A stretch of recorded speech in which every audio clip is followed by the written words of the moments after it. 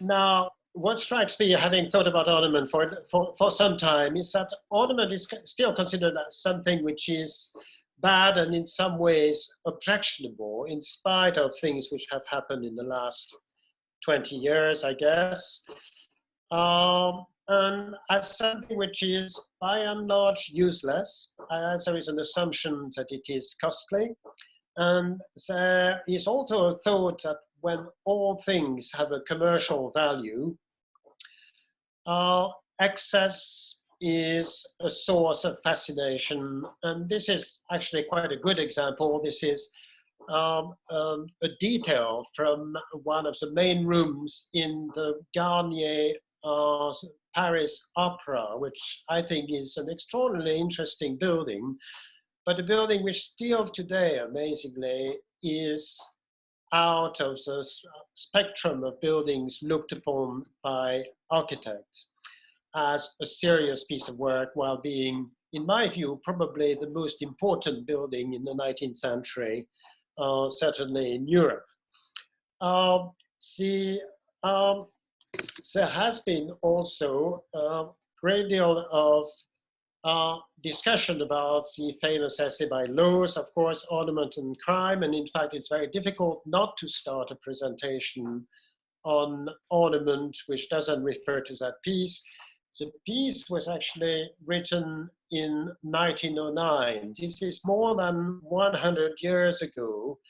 And I think what is underlined is the enormous lasting impact of modernism.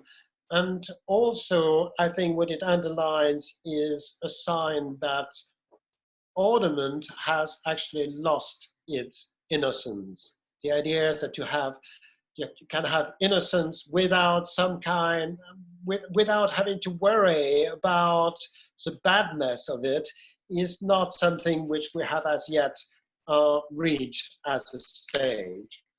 Now, talking about Lowes, as you will, I suppose many of you, perhaps most of you have read this essay by Lowes. Lowes starts by, stating his opposition to tattoos and specifically Papuans. And he says that Papuans actually were smearing everything which was within their reach, from skin to boats to paddles. But I think that his Lowes attack was merely a rhetorical attack in that case. I suspect he knew very little about Papuans, and he knew very little about indigenous culture. Now, in this same essay, Lowes writes about another enemy, another thing which he disliked, and in this essay he gives it no name. But he talks about dishes which have been decorated with pheasants and lobsters, and 15 years later, Le Corbusier actually names this enemy to which Lowes was alluding to. And I think that's very interesting, because I don't think this has been pointed to by anyone. And this enemy, I think, is Bernard Palissy. Now, Bernard Palissy was a very well-known ceramist in 16th century France, who worked for it's a king, or rather at the time it was a queen, and a man of extraordinary talent, and who was the epitome of good taste in the 19th century. Now, for Le Corbusier, and this is the reason why Le Corbusier was taking so much issue against Palissy, is that Palissy was representing everything which was made by hand, and as opposed to things which were made by machine. Now, Palissy had an enormous prestige in the 19th century, so much so that many people, highly respectable people, spoke of Palissy as the French Leonardo da Vinci. and he represented the essence of bourgeois taste. And in fact, there was a great many copies of his work in the 19th century. And this essence of bad taste was obviously set by people like Le Corbusier in contradistinction, in opposition to the Bohemian avant-garde. And Le Corbusier was incredibly brash in his book Decorative Art and Today about the work of Palissy. And he was referring, and that's a word which he used, to dribbles of enamel. And he was actually talking about the effect of firing as being unpredictable. And he was also referring to a cult of smudges. And in some ways, Le Corbusier was actually right. There is something swarmy and slimy in his work. And the methods which were used by Palissy were actually more the methods of the laboratory than they were methods of the artist studio. And in his ceramics, you actually find such animals as frogs and snakes and crayfish, which were actually taken amazingly directly from life. And those animals, the process was actually extraordinary. So, those animals were killed in the mixture of vinegar and urine. And they were then arranged on the clay to actually give the appearance of being in a natural state. Here, what you see also on the screen is something which reveals the extraordinary dexterity of Palissy, and you see something like moss here, and these are actually cast of moss in one of those dishes. Now, just to show the process, here is a mold, and the mold is one of a snake here, and you have also shells. And the difficulty actually came when one was actually dealing with soft animal, and those soft animal required a plaster cast. And then in this case, the frog needed to be replicated in clay. And then of course, the animal was glazed and it was sparred. All this was of astonishing and delightful precision. And here is a snake, and in this dish detail, you see mold of objects which include again moss, for instance, here, and ferns which are not in this plate. And what I think is important to know here is that the source for Bernard Palissy in the 16th century was then a very famous book which had been translated in French, which was a Hypneotomachia Polyphily, the famous book by Francesco Colonna. And in this book, actually, Colonna describes, or rather includes, a description of a fountain which is decorated with fish, and together with precious stones, as well as things of a great many colors. Now, what was very characteristic, I think, in the work of Palissy is that all major themes which were associated with ornament were connected with themes which today still have a connection with ornament. And so you find such things as nature, obviously here's the animals and other things, technique, finish, of course, color, miniature, and a profusion, which here is really extreme, and also something to do with desire and illusion, perhaps the pheasants and the lobsters, which Loos was talking at the beginning. Now, if you contrast this together with Lowe's tomb, there was Lowe's actually argued that it was impossible to have ornament anymore in the early 20th century, and that the link between culture and ornament had been broken. And so what one would have is artifice instead of nature. For instance, in this case, a carefully cut block of stone. You had something which was rough as opposed to smooth finish. You had something which was white as opposed to color. You had sobriety instead of the profusion that we saw in the work of Palissy. And also, importantly, you had reality, something which was as real as possible, as opposed to the illusion, which Palissy was very keen on. Now, to come back briefly to the present, here is a project for which I must say I have a soft spot. I think this is an important, both a remarkable project and a very important project historically. This is a competition entry by Knightling's Reedike in 1998.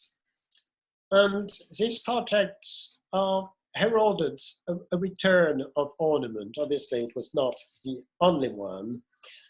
And as you may remember, if you have read Lowe's essay, Lowe's argues that ornament is actually incompatible with thought.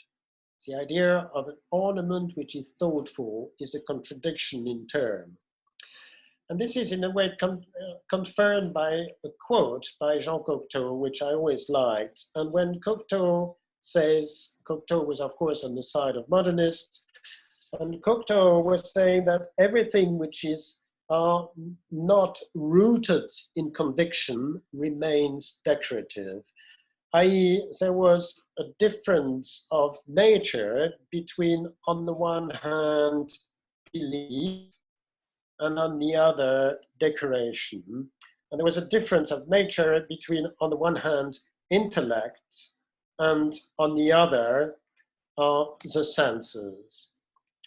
Now, this is, I think, a real problem if one is interested in ornament, because the implication of this is that if one were to have an ornament which is worthy of its name, at least from my point of view, this ornament should, of course, be thoughtful. And decoration must show conviction, which is a word used by Cocteau. And once the taboo of ornament has been removed, the taboo which had been imposed by Lowe's and others, then at last ornament can actually gain that conviction which is actually missing. Now, I want to say something about the tradition of ornament in the West. And this is actually quite an old ceramic. It is actually a Greek ceramic, which is in the British Museum. And here what you see is a pattern which has been applied on the object, which is obviously an owl, like a transfer. And the ornament is geometrical, it is repetitive, and you might even say that it is mechanical. One thing which is sure is that the ornament is not integral to the objects, and it is more like the ornament you might find perhaps in fashion. And it is like, in some ways, value which has been added to capital. And so the ornament appears, it fluctuates, and then it disappears, a bit like capital. So this, by and large, I think, is the Western tradition. Now, if we contrast it with a different kind of owl, and a more owl, here are the alternative ornament, and I would say in most, not all, but in most non-Western cultures, is in nature. And ornament is seldom applied, actually applied to form, but it belongs to a way in which things actually come into the world, as in the case of an owl. And altogether, things which without ornament are rare. So ornament was for most cultures something which was banal, and in some ways, well, banal is perhaps not the right word, but at least taken seriously. Now, coming back to the West and the more recent past, the Western tradition of applied ornament, I think, has had an affinity with graphics. And this, of course, you recognize, this is the cover of AD, but later also the cover of the first edition of Postmodern Architecture by Charles Jencks.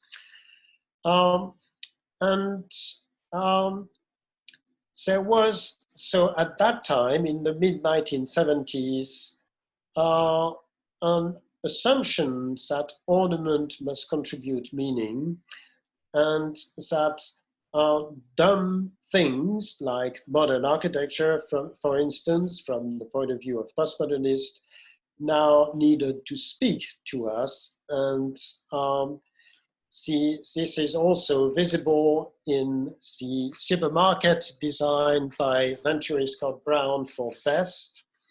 And Venturi Scott Brown actually curiously insisted on the symbolic role of ornament.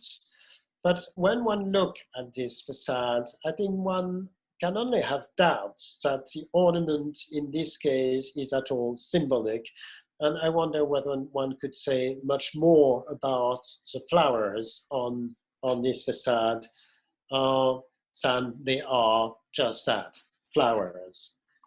And so, to my mind, ornament is not an image, or at least is more than an image. And also it does not have, or at least it is not its priority to have a meaning. And I think what distinguishes above all things ornaments is that its reason is to actually give a pleasure of sensation. That is, the purpose of ornament ultimately is to do with visual pleasure. And so, bearing in mind the recent history of ornament and its connection with postmodernism, the sense I have is that the aesthetics of ornament is something which needs to be actually reinvented. And in order to do this, I think it is quite useful to look at ornaments in the past. And one might, for instance, compare it to the ornament in the Palazzo Ducale in Urbino, and those were absolutely marvelous ornaments, in this case, a door frame. And those things were incidentally highly appreciated in the 19th century and were described and surveyed in very great details. And one can also compare this, for instance, to ornament, in this case, in the south portal of the Cathedral of Beauvais, with this really marvelous grapes going up within the moldings of the portal. And I could, of course, have chosen many more examples. Now, I wonder whether the problem, one of the source of the problem for ornament today is that there is in the way some very high associations and the very high expectations from architecture. There is an expectation that architecture must be an art equal to sculpture and equal to painting. And here you see something which was done in the 1960s by André Bloch, and which was the firing shot of what was later called architecture sculpture. And in fact, the expression architecture sculpture actually speaks for itself in respect to what I have just said. You can also see it more recently in the work by Frank Gehry, of course, and where architecture sculpture is the main thing. And in fact, you wonder whether this architecture sculpture has not become the standard for evaluating all architecture and not only the museums which Frank Gehry mostly designs nowadays. And so my point, and I think this is an important point, is that there is now a confusion between, on the one hand, the fine arts, and on the other, the lesser art, or what was called the lesser art in the 19th century, which are sometimes called the minor arts, and today more often the decorative arts. Now, here is inevitably comes a major figure in this discussion, and this is, of course, William Morris. And William Morris made this point with which I completely agree. He said that architecture must be included in the minor arts. And the reason for that is that architecture, as he saw it, not only addresses spiritual needs like sculpture or paintings, but it also addresses material needs. And I think this is a very simple point, but very important point, and I should say it is also one I subscribe to. In other words, I am in favor of demoting architecture to a lower status than it has at the moment. I am in favor of demoting the art of architecture to a lower rank. Now, Morris was, of course, a fascinating figure, and he was so many things at once. He was a craftsman as well as an intellectual. He was a socialist militant as well as an entrepreneur. He was a medievalist as well as a modern. He was a visionary, for instance, with the news from nowhere, which is sometimes credited as being the first work of science fiction, but he was at the same time a conservative. For instance, he founded SPAB, the Society for the Protection of Ancient Buildings, the ancestor of English heritage. And I think one way of looking at William Morris nowadays, and it is certainly the way I look at him as the perfect inhabitant of what Bruno Latour called the Middle Kingdom. And in other words, for those who haven't read Latour, I imagine William Morris as one of the best possible example of an architect who is actually pre-modern, not a modern architect, as some historians in the 20th century have claimed on his behalf. Now, to look into his own work, now this is the drawing room in his house in Kelmscott House on the edge of the river in Hammersmith. You can still go there, so the furnishing has changed. And in this drawing room, most of the furnishing has been designed by Morris, and what is always immensely impressive with Morris is that he always practiced what he preached. He was a man of great integrity, and so he astonishingly taught himself a great many crafts, ranging from embroidery, weaving, drawing, and dyeing, like the dyeing of clothes, and printing, and actually more crafts in the bargain.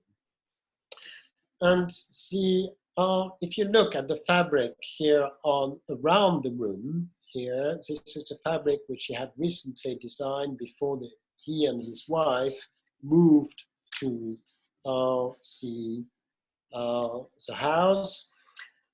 And here it is. It's actually a chintz, not a wallpaper, and it is called Bird.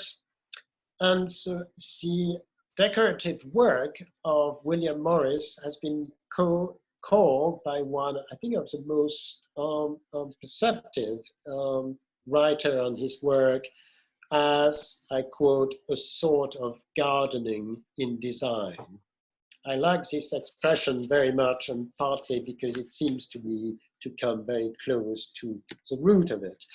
But as far as the room is concerned, I think what is quite unusual is that you have a tiny motifs in a very big room, which I think is unusual. Now, if we move to the dining room of the same house, this is the dining room. So in Campscott House, you find exactly the same approach. And on the wall to either side of the carpet here, you have a wallpaper which he has designed, which is called Pimpernel.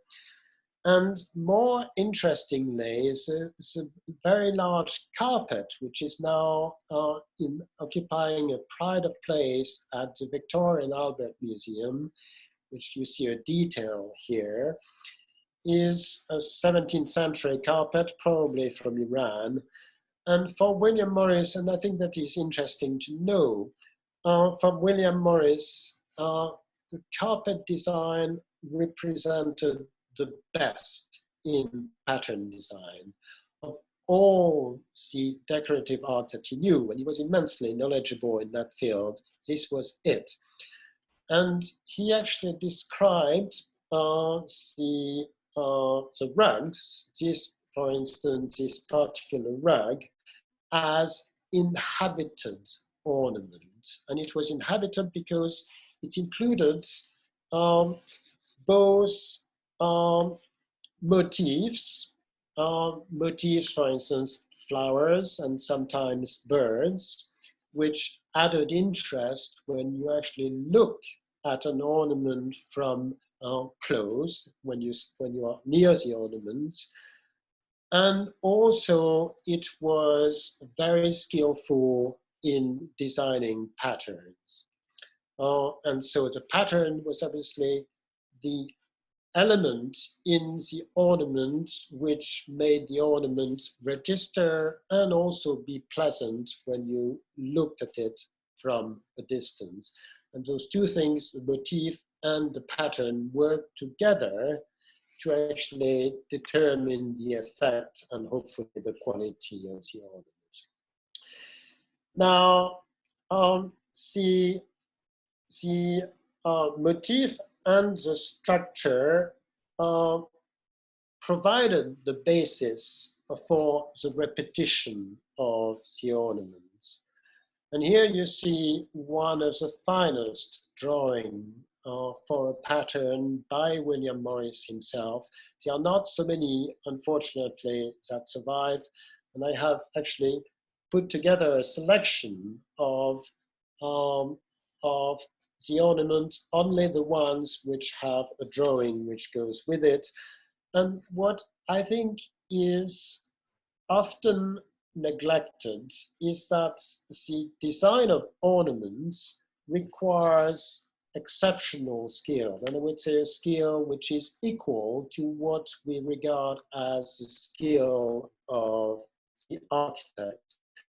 And William Morris went much further than that, and he actually argued that the skill required in the design of ornament was the foundation for all the arts, not only ornament, but also architecture, sculpture, and painting.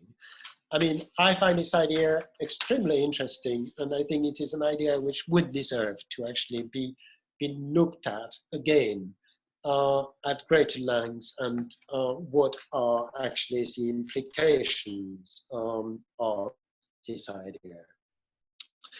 Now, William Morris was enormously prolific, needless to say, and in his lifetime, he actually designed no less than 500 models for patterns in both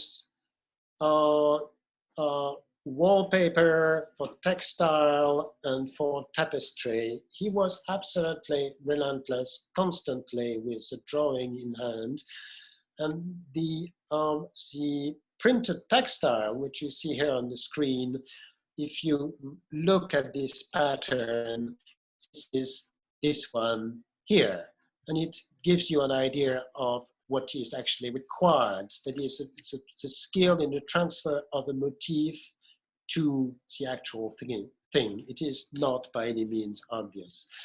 And then I have a number of examples. It's now already 1740. So I'll go very quickly through the example, and then I'll mention a few more things which I want to say. This is a very early one. This is Trellis, and it shows how, in a way, simple the very early ones were. And this is one of the versions. Don't forget that if you print a wallpaper, then you have a choice of a great many colors. That's another contribution by designers of patterns. This is another early one, Daisy, which you see here in the room of Calscott Manor. And this is one of the most famous one, and I think one of the most extraordinary one. And my reason to show this one in particular is because I also have slides of the real thing. And it's also serves to illustrate the kind of transfer which comes from the real thing, the willow, into a pattern. And this at all scales. You do it at that scale, you also do it at this scale, and which in turn leads to something like this. That obviously only applies to representative things.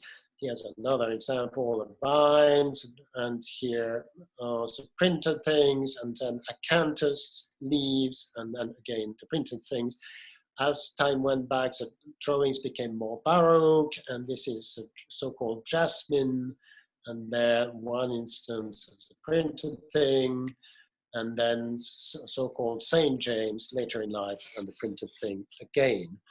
And those which I must say I find particularly interesting, because it shows that the skill of Morris had become such that he could actually draw the grids and this tiny, tiny little fragment, and through this tiny fragment was able to envisage the whole of the ornament. And I think this is really with the skill of ornamental design, as far as it has a pattern, of course, entails. Here's another similar example. This is Eyebright, and this is actually the result. Now, a few more general thoughts to conclude. Now, there has been very little writing on the aesthetic of ornaments, and this is one of the very few examples that I know by a man called Lewis Day. He was slightly younger than William Morris, and he was in fact the very first historian of William Morris' work. And he lavished praise on Morris. He called William Morris a new Bernard Palissy, and partly because of William Morris' passion for experimentation.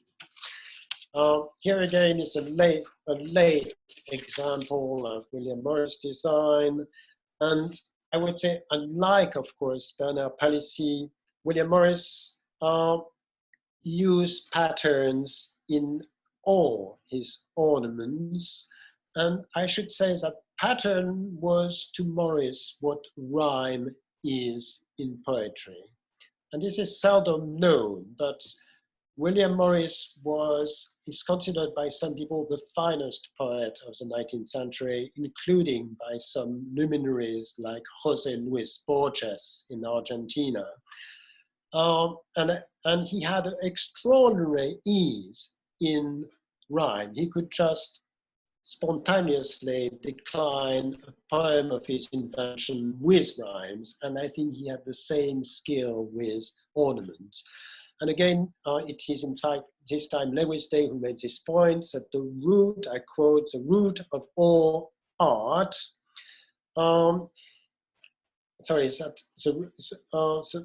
this rhyme, this pattern is the root of all art, and of which fine art is only the flower.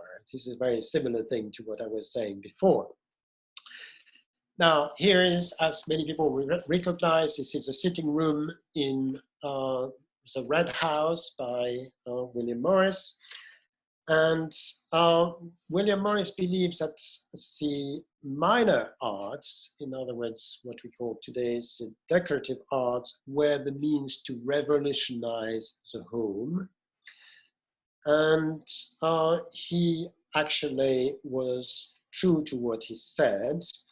And he looked forward to a time where beauty would actually proliferate. And not only that, and that's where the word politics in the title of this short talk comes into it, he imagined that the minor arts could be a means to actually revolutionize society itself. And that the transformation of things through the decorative art could be an instrument towards social progress, and that therefore it made sense for designers to actually concentrate on the modification of what he called the external of lives. And for that purpose, of course, as you know, he created this company, the Morris Company, which actually still exists. So it's been bought by Laura Ashley, which was there to actually export those products.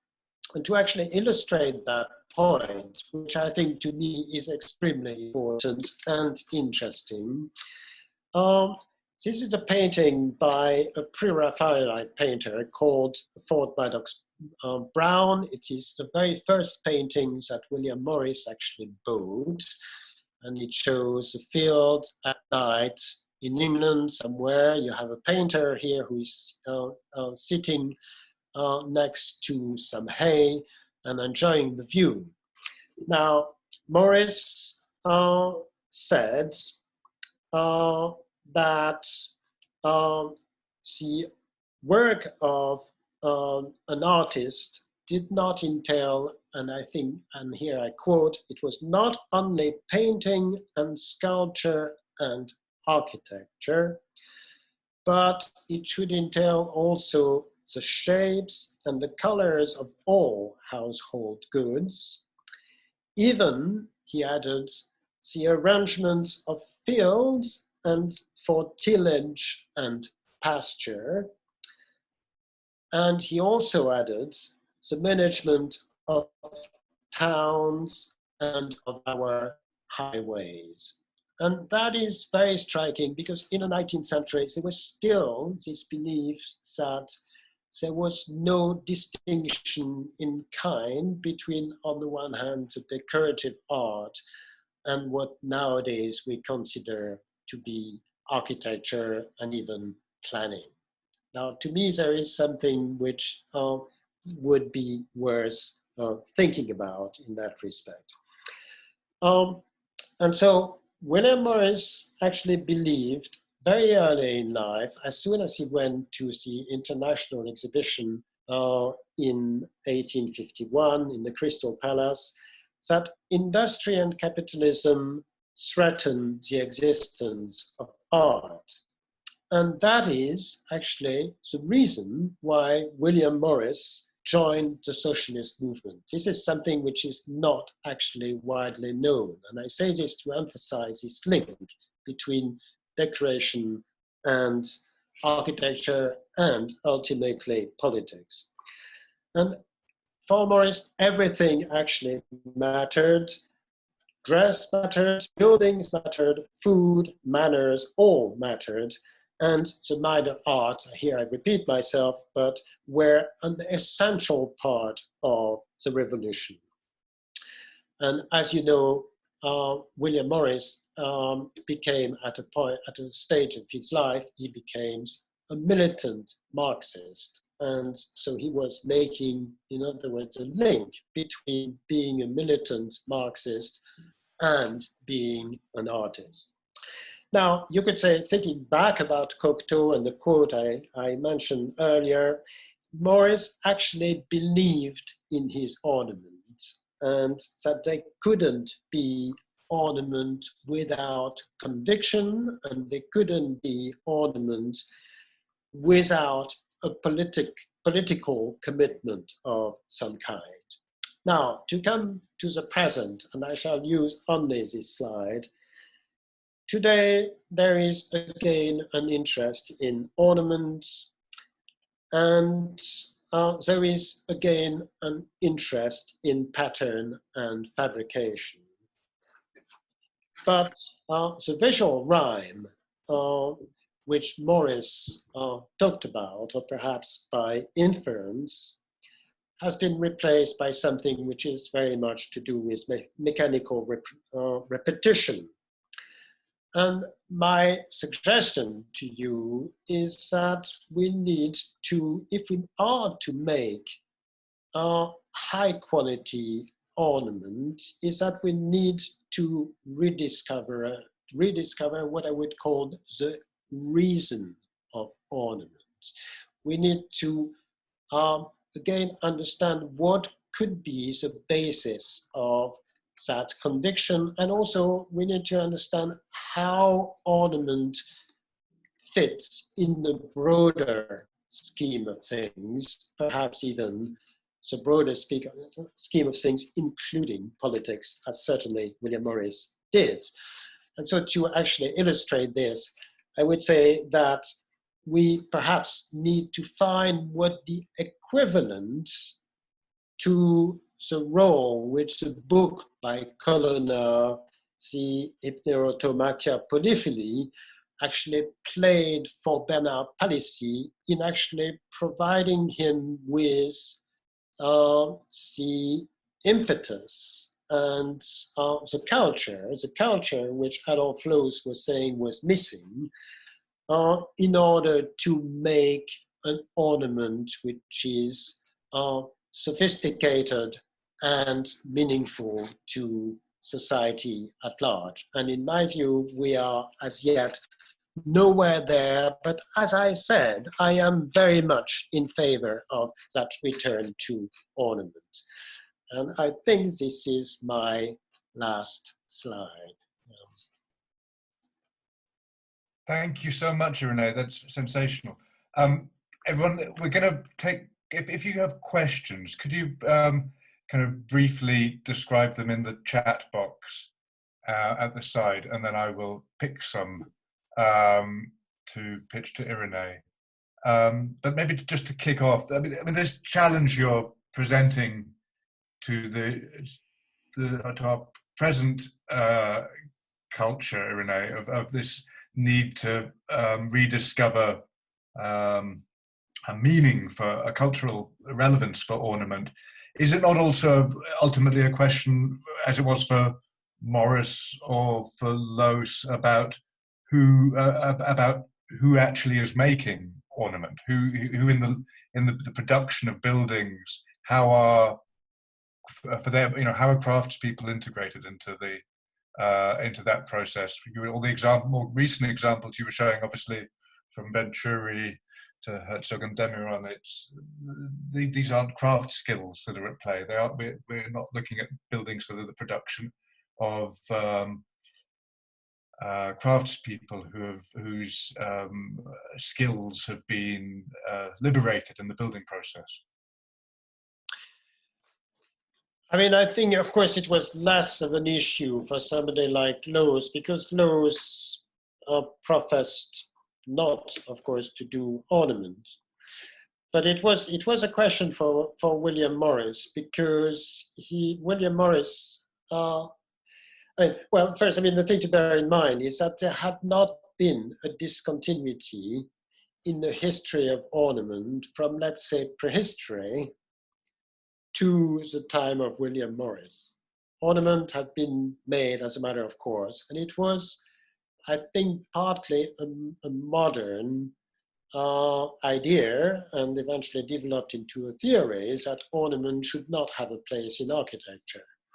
So the question was there for William Morris because, of course, he had to make that connection for himself in his own way between his interest in the decorative arts on the one hand, and eventually later in his life, politics.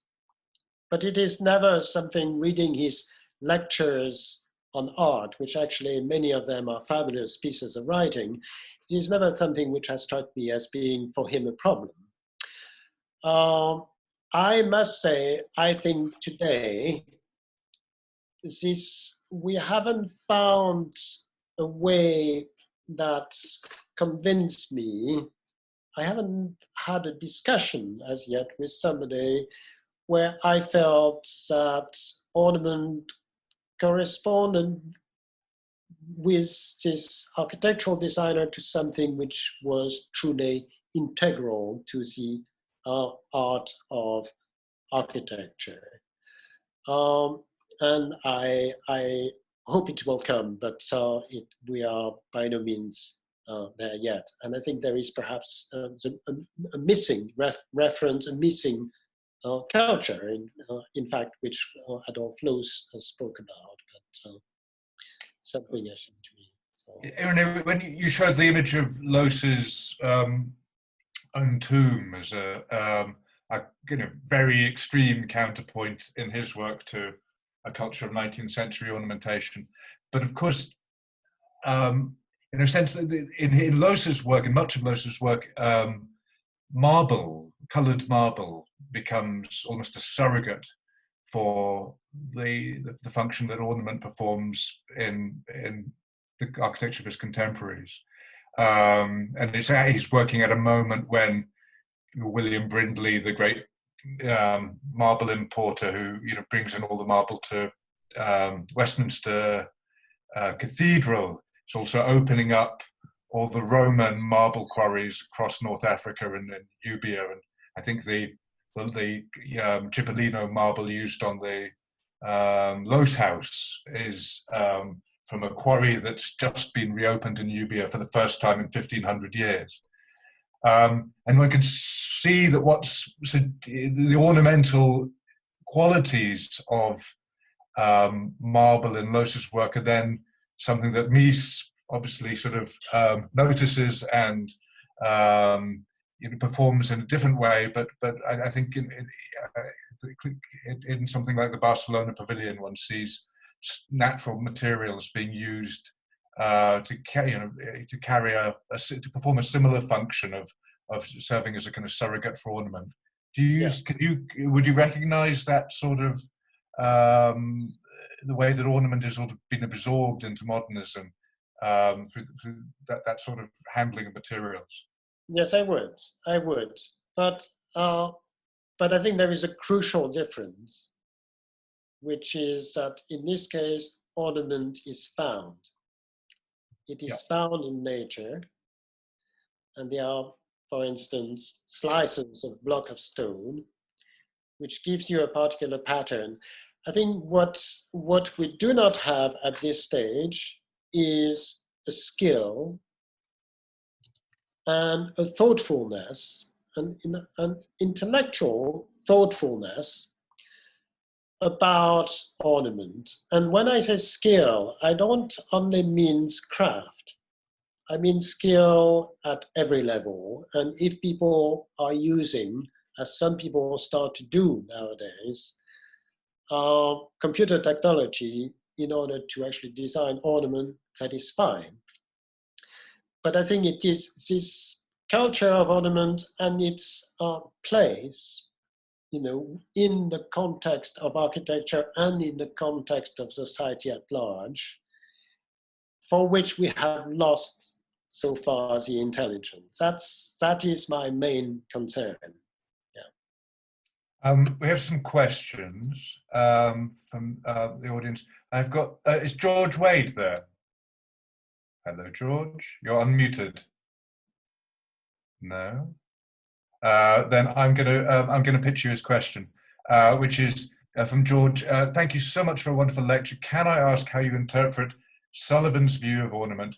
He seems to have meant something quite different to Gropius when he used the term form follows function.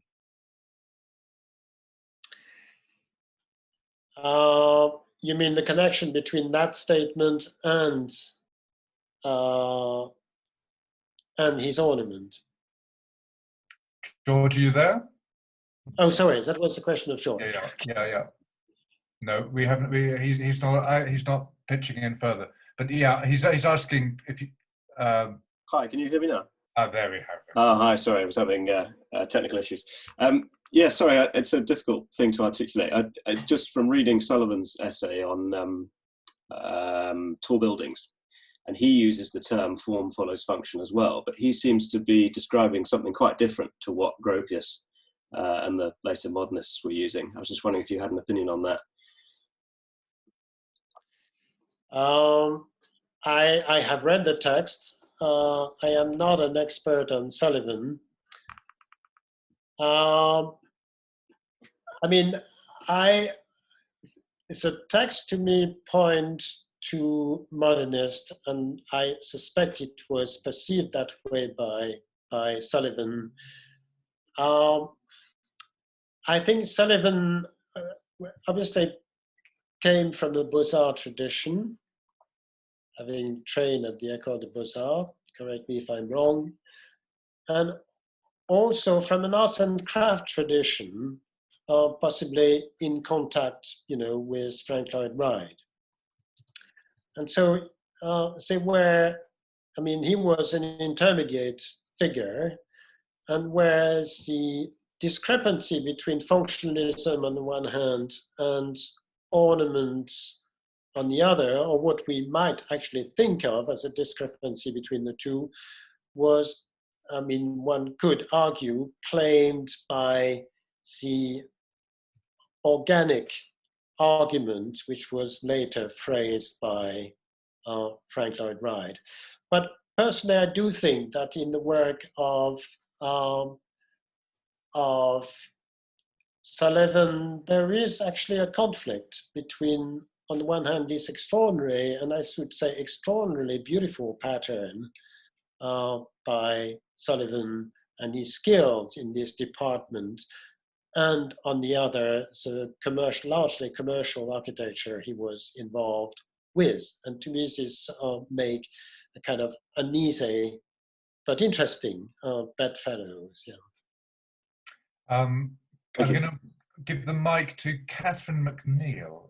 Catherine, are you there? Hello? No, she's not hearing me. So Catherine... Hello, yes, I am. Catherine, would you like to ask your question? Hello? We've lost you. Catherine, I'm going to read it out. Super lecture, thank you. How do you see new and future materials influencing the definition and meaning of ornament? Potentially in a very great way. There is this man, correct me if I'm wrong, called Ullmeyer, who is actually working at ETH in Zurich. and who use products like resin and so on, and who make some what he calls a Baroque ornament, and which looked very much, I mean, if you look at it superficially, like Jain temples in northwest India, in Rajasthan. And so I think the possibility of the material will obviously create possibility as far as the form is concerned.